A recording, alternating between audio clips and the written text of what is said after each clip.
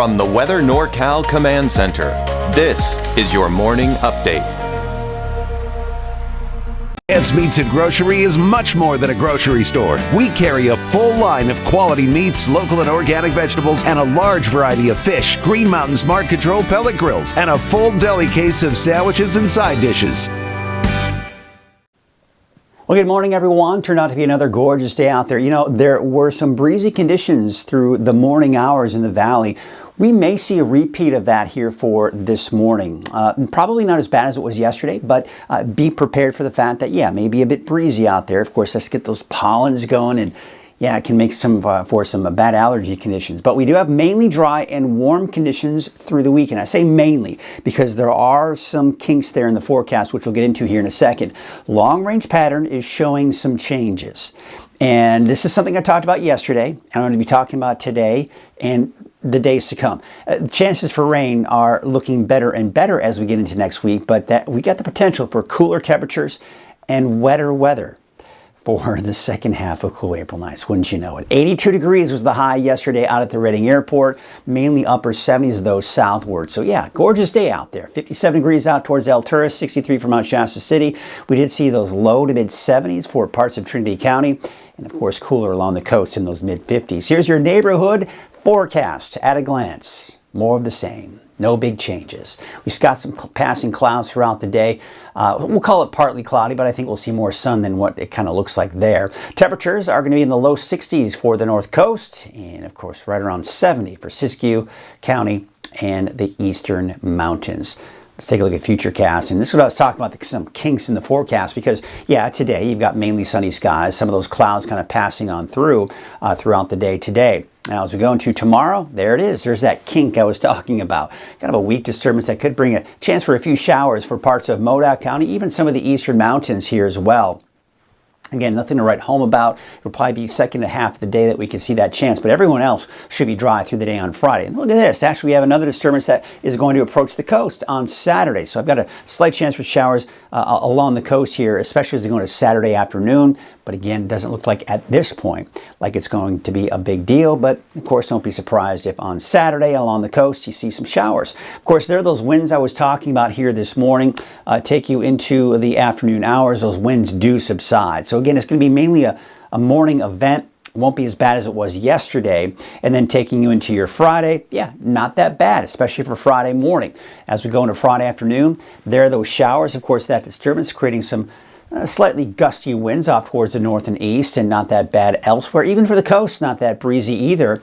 Then going into Saturday, you can see those winds off to the west. Those will be approaching here as we go into the weekend. This, of course, may have some impacts on your marine forecast too, so stay tuned for that as we get closer to the weekend. Here's your satellite image here. You can see some clouds down to our south. We've got some clouds off to our west. So again, with high pressure still in place, it's going to keep our temperatures pretty warm for most of us, but we're still going to allow some of those high and a few mid-level clouds to kind of filter on through. So there's that ridge of high pressure. You can kind of see how it's just kind of sticking around here as we go into today, tomorrow, and really over the next few days. This storm system right here is going to pretty much weaken as it approaches, so it's really not going to have a big impact on our weather. I've got my eyes on this area of low pressure right here and kind of some energy coming in behind that. So as you can see through the weekend, high pressure still in place, but we're still seeing some of those high mid-level clouds kind of pushing on through. So this area of low pressure is just going to slowly migrate in our direction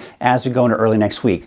Monday, Tuesday, I'm anticipating dry conditions. You can see in advance of it, Futurecast is picking up on some chances for showers. At this point, I'm going to keep Tuesday dry for everyone. But of course, it's one of those stay tuned type of situations, because as we go into Wednesday, that storm system approaches. It brings us that chance for some showers here for Wednesday, and then another system coming in behind that. That could be impacting our weather here as we go into Thursday, and not to mention Friday of next week. So basically to the middle to latter part of next week, this is when we're introducing the chances for showers. The timing, the intensity, for me to tell you how much rain we're going to get out of this, it'd be a disservice.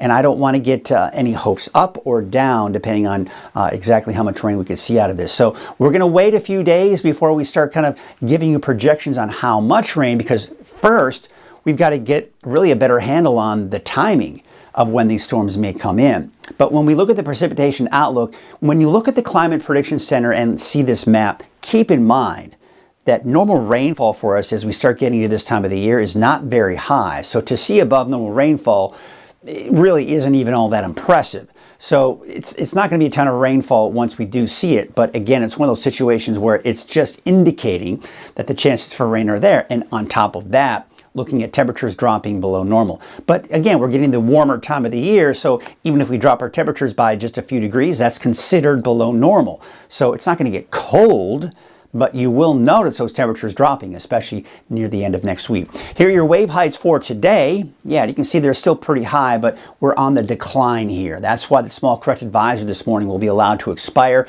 And of course, there you can see if it's getting even lower going into your Friday. So north winds at 5 to 10 knots, waves from the northwest at 7 feet at 9 seconds, and from the southwest at 2 feet at about 17 seconds. All right, here's your Trinity County neighborhood forecast. Yeah, another gorgeous day. Looks like temperatures mid to upper 70s, although some of the warmer spots could get up to 80. For southern Humboldt County, central and southern Humboldt County, you're going to see Eureka about 61, Blue Lake about 68. I've got that chance for showers on the coast on Saturday. Again, we've got a system that may be passing through.